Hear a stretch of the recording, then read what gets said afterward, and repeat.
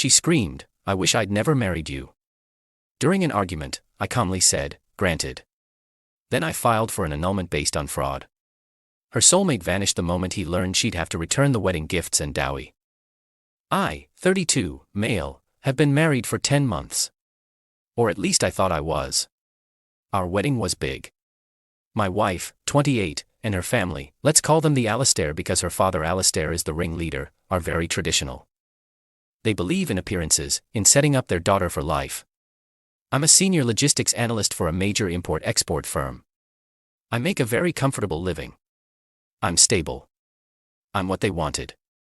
As part of the marriage, her family provided a dowry. This isn't ancient history. It's very real. It was a $200,000 gift given to me, structured by lawyers specifically for the down payment on our marital home. The house is in my name. The mortgage is in my name. I pay the mortgage. This $200,000 was their contribution to secure the union. I thought things were fine. A little cold maybe. All seemed distant since we got back from the honeymoon. She was always on her phone, always reconnecting with old friends. She wasn't working, claiming she needed to decompress from the stress of the wedding. I was paying for everything. Her car, her wellness spa days, her high-end clothing deliveries, all on my credit card, which I gave her an authorized user card for. I was patient. I figured this was just the settling in period. Last Thursday, the argument happened. It was almost embarrassingly simple. I was reviewing the credit card statement, not to track her, but because I have to, pay it. I saw a charge for $2,500 at a very exclusive, very private resort club a few towns over, a club I'd never even heard of. It was coded as a spa services and room rental. I waited until she came downstairs that evening, scrolling on her phone. "Hey," I said, trying to be casual. "What's this $2,500 charge at the Willow Creek?" She froze just for a second. Then her head snapped up and her face was pure venom. "Are you spying on me? You're checking my spending." Unbelievable. "I'm not checking your spending, Era. I'm paying the bill. I'm just asking what this is. It's a huge charge. It's none of your business." She snapped. "It's for me, my self-care. I've been stressed. Stressed enough for a $2,500 spa day without mentioning it. We're supposed to be a team. We're supposed to talk about big expenses. Oh my God, a team." She sneered and her voice got that high ready quality it gets when she's really working up a head of steam. "You're not a teammate, Leo. You're an accountant. You're a walking talking spreadsheet. You're so boring." I just stared at her. Boring. Yes, boring. I'm suffocating here. I'm 28 and I feel like I'm 60. I'm trapped in this house with this life with you. And then she said it. The words that changed everything. She threw her hands up, her phone clattering to the table. "I wish I'd never married you." The silence in the room was absolute. My heart wasn't pounding. It didn't hurt. It just stopped. Everything went cold and quiet. I looked at her. Really looked at her. This furious, entitled stranger. I nodded slowly. "Granted," I said. Her face faltered. The anger dipped, replaced by confusion. "What? What did you say?" I said, "Granted. You wish you'd never married me. I'm going to grant that wish." "What are you talking about, Leo? Stop being weird." "I'm just angry." "I didn't mean." "Yes, you did," I said. I stood up and walked to my office. "You've meant it for a while." She followed me, her tone shifting to panic. "Leo, wait. I'm sorry. I was just upset." I closed my office door and locked it. She started pounding on it. "Leo, open the door. You're being dramatic." I sat at my desk and pulled out a file from the bottom drawer. The in case of emergency file. I wasn't surprised by the fight. I wasn't surprised by the boring comment because for the last 6 weeks, I've had a private investigator on retainer. The distant feeling was real. The constant texting was real. I'd found a second hidden SIM card in her old jewelry box 2 months ago. I put it back, said nothing, and hired a professional. The PI, a no-nonsense guy named Mike, had been thorough. He confirmed was meeting someone, a man named Julian, 30 male, her soulmate, an artist who, as far as I can tell, makes a living selling overpriced prints and consulting for brands. But here's the kicker. Mike didn't just find a current affair. He dug deep. He found emails. He found text message backups. He found proof that Julian were together before our engagement. They had a fight. He couldn't commit. She got engaged to me, the stable option to make him jealous. And then a month before our wedding, they got back together. There were texts. Texts like, just get through this, baby. Once you're married, you'll have him locked down. He's so naive. He'll fund our entire life. 6 months. Give it 6 months. Let the dust settle and then you can realize you're unhappy. And take him to the cleaners. We'll use his money to open my gallery. She didn't just cheat. She married me under false pretenses. She committed fraud. I sat there listening to her pound on the door and wail about how I was scaring her. I made 2 calls. My lawyer Arthur, it's Leo. We're executing the plan. She just confirmed it. File the petition for annulment based on fraudulent inducement. Yes. Send the server to the house tomorrow morning. I'll be gone. My bank. Hi. I need to report the authorized user card on my account number ending in fee582 as compromised and request it be cancelled immediately. No, I don't need a replacement. I packed a bag. I took my laptop, my documents, and the file. I walked out of the office. She was sitting on the stairs crying. Leo, please. She sniffled, looking up at me. This is crazy. Let's just talk. I can't. Delara, you wished you never married me. And honestly, right now, I wish the same thing. So, I'm making it official. What does that mean? A divorce? No, I said, opening the front door. Worse, I'm having the marriage annulled. As in, it never happened because as far as you were concerned, it didn't. Her face went white. You can't do that. Watch me. Your lawyer will be in touch with mine. Or, I guess mine will be in touch with you. A server will be here in the morning. I'd advise you to be decent. I left. I'm writing this from a long-stay hotel. The petition was filed this morning. The server confirmed she received it at 9:15 a.m. An annulment based on fraud means the marriage is void. It never legally existed. And if the marriage never existed, all gifts given in contemplation of that marriage must be returned. The wedding gifts, the ring, and yes, her father's $200,000 down payment. I just granted her wish. Let's see how she likes it. Update 1. It's been 3 weeks and the past 21 days have felt like a legal and emotional triathlon. Thank you all for the messages of support. It's wild to know how many people have seen this. So, the petition was served. Era naturally did not take it well. I had 53 missed calls in the first 24 hours from her father Alistair, from her mother Beatrice, from her sister. I blocked them all. My lawyer, Arthur, sent a very clear, all communication must be directed to my office letter to her family. Of course, they didn't listen. The first confrontation happened 4 days after I left. Not at my work. Thank God. I'm not an idiot. I gave my building security their photos and told them these people were not to be allowed up under any circumstances. No, they found my hotel. I still don't know how. I was walking back from getting coffee and Alistair was standing in the lobby looking like he was about to burst a blood vessel. Leo, he boomed, causing 2 people at the desk to look up. You are going to stop this. You're going to stop this right now. I just sipped my coffee. Hello, Alistair. You shouldn't be here. You need to talk to Arthur. Do not speak that charlatan's name to me. He spat an annulment. Are you trying to bring shame on my daughter, on my family? Your daughter did that herself when she was texting her soulmate a week before the wedding, planning how to spend my money, I said, my voice low. I'm just tidying up the paperwork. This is a shakedown, he yelled. You're trying to keep the dowry. I knew you were a greedy little worm. Quite the opposite, Alistair, I said, smiling pleasantly. I don't want your money. I'm going to give it back to you. Once the house is sold, that $200,000 comes off the top and goes right back into your bank account, which of course means she gets what's left, which isn't much. His face went from purple to a sort of sickly gray. He finally understood. This wasn't a negotiation. This was a liquidation. He started to sputter, but I just walked past him to the elevator. Have your lawyer call Arthur or don't. We'll see you in court.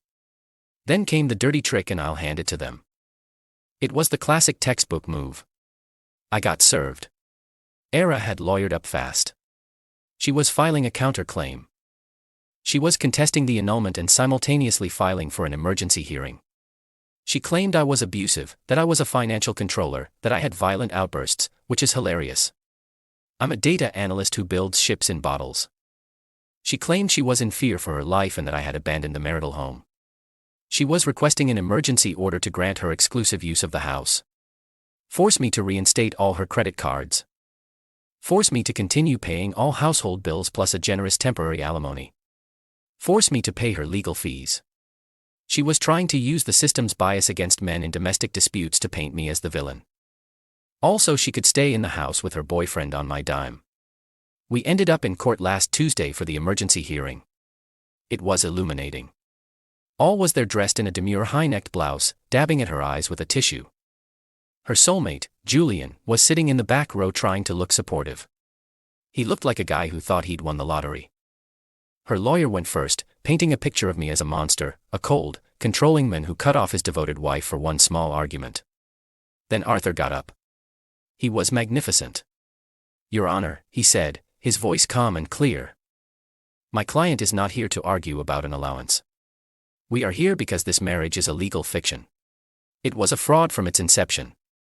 He then proceeded to introduce the evidence. Exhibit A, the PI's report. Exhibit B, a 40-page binder of printed text messages and emails between Allah and Julian. Arthur read one aloud from Miss Alistair to Mr. Julian 1 week before the wedding. I know, baby. I can't wait either. Just have to get through this ceremony. He's so boring. He'll never suspect a thing. Think about it. In a year, we'll be in Greece living off his salary. Just be patient. The judge, a woman in her 60s, slowly took off her glasses. She looked at stopped fake crying. She was staring at Arthur as if he'd just set her on fire. Julian in the back had gone pale. I could see him doing the math. Allah's lawyer jumped up. Your Honor, that's circumstantial. It's an invasion of privacy. It's evidence of fraud, counsel, the judge said, her voice like ice. And it directly contradicts your client's testimony that she was a devoted wife who had a momentary lapse. This was a plan. The judge looked at Alara. Ma'am, you are asking this court to force a man you are actively defrauding to pay for your life, your bills, and your lawyer while you are presumably housing your boyfriend in the very home he pays for. Julian literally sank in his seat. The judge denied every single one of her emergency requests. Every single one. She didn't grant me exclusive use of the house. That would have to wait for the main hearing. But she denied Alara any financial support from me. No alimony, no credit cards, no legal fees. You are both adults, the judge said. The house will be dealt with in the final judgment, but I will not order Mr. King to finance what appears to be a criminal enterprise. Counsel, I strongly suggest you encourage your client to settle. Strongly. We walked out. All was hysterical. Alistair was screaming at her lawyer. Julian was already halfway to the parking lot. Final update. The end was faster and messier than I expected. After that hearing, the dominoes didn't just fall, they imploded. The settlement talks began immediately. Arthur, following the judge's cue, went in hard. He told AAR's lawyer that we had two options. Option A, we proceed with the annulment hearing. We will win. The judge will grant the annulment based on the fraud evidence. The court will then order the return of all gifts and the dowry. This will be public. It will be humiliating, and because Counters sued with malicious and false allegations of abuse, we will pursue her for my legal fees. Option B. Allah agrees to an immediate, uncontested, no-fault divorce, but it comes with a binding separation agreement that mirrors the financial outcome of an annulment. The terms of the settlement were brutal and non-negotiable. All would waive all rights to any and all alimony, present and future. the marital home would be sold immediately. I would have sole control over the sale. From the proceeds, the $200,000 dowry would be returned in full to her parents, Alistair and Beatrice. The remaining equity, which after only 10 months was negligible, maybe $20,000, would be split 50-50ths. All wedding gifts would be returned to their original givers. His family's gifts to him, her family's gifts to her. The cash gifts from my side, which were substantial, would be returned by her since they were in her possession or be deducted from her share of the equity. She would be responsible for her own legal fees. Her lawyer, seeing his payday evaporate, told her to take the deal. This apparently led to the Soulmate showdown. I got this information later from a mutual friend who Era tried to vent to. Era, Alistair, and Battis had Julian over for a strategy meeting, i.e. a screaming match. Alistair laid it out. Era was getting nothing. The house was being sold. The dowry was gone. The gifts were gone. Her credit cards were plastic bricks. Alistair apparently looked at Julian and said, "Well, Soulmate, you wanted her. You get to pay for her. She'll need a place to live. She'll need a car. She'll need, well, everything." Era apparently tried to play it off. "Baby, it's fine. We'll live on love. It'll be an adventure just like we planned." Julian, the great artist, the free spirit, looked at her like she had 3 heads. According to the friend, he said, "What are you talking about? Live on love? I can't pay for this lifestyle. I thought you were getting the house. I thought he was paying you." All was stunned. "But you're my soulmate. You said you loved me. You said we'd go to Greece." "Greece?" Julian laughed. "AAR, I can barely make rent on my studio apartment. I'm an artist. I need to be free. I can't be, tied down by all this." This was the men she torpedoed her life for. A guy who was in it for the free ride. The second he learned the Leo Express was no longer funding his art, he was out. He vanished. He packed his duffel bag, which I assume was all he ever moved, into my house and left that night. His parting text to Aurora was, apparently, "This is way too much drama. My muse is gone. I need to find my center." He didn't just ghost her. He spirit dusted her. The next day, my phone rang. A new number. I answered, wary. It was. She wasn't angry. She was broken, weeping. Leo, please. He's gone. Julian's gone." "I'm sorry to hear that," I said. My voice was flat. "He left me. It was all a lie. He didn't love me. He just wanted the money." "Yes," I said. "That seems to be a common theme." "Please, Leo," she begged. And the desperation was awful. I made a terrible mistake. It was him. He manipulated me. He pressured me. I never wanted to hurt you. I love you. Please, Leo, take me back. I'll do anything. We can fix this. Stop the divorce. Please." I took a deep breath. For a second, a tiny stupid part of me felt pity. But then I remembered the text. He's so naive. He'll fund our entire life. I can't do that, Era. I said, the trust is gone. The respect is gone. There's nothing to go back to. But I'll have nothing. She shrieked. Where am I supposed to go? What am I supposed to do? You can't just throw me away. I'm not. You did. You wished you'd never married me. And I'm a man who grants wishes. The settlement agreement is waiting for your signature. You have 24 hours or we proceed with the public annulment. Goodbye. I hung up and blocked the number. She signed it. The last 2 months have been a blur of logistics. The house sold fast, thankfully. I wrote a check for $200,000 and mailed it certified to Alistair. I got a $10,000 check for my half of the remaining equity. All had to move back in with her parents. Her car, which I was paying for, was leased. I terminated the lease and it was repossessed. She's driving her mom's old minivan. Her family, I've heard, is furious with her. Not for the cheating, but for the sheer incompetence. She didn't just fail. She failed in a way that cost them money and social standing. I'm in a new apartment. It's smaller, but it's all mine. It's quiet. I'm sorting through a mountain of legal bills which I'm paying myself. It cost a lot of money to not lose everything. I don't feel happy. I don't feel like I won. I feel excavated, like I just survived something that hollowed me out. I feel numb, but I also feel free. I wasn't a husband. I was a target. A long-term investment. She and her family were trying to cash in on the $2,500 spa charge that started it all. It was a romantic getaway for her and Julian, a little pre-celebration of the life they were about to steal from me. She didn't just wish she'd never married me. She acted like it from day one. I just made it a reality.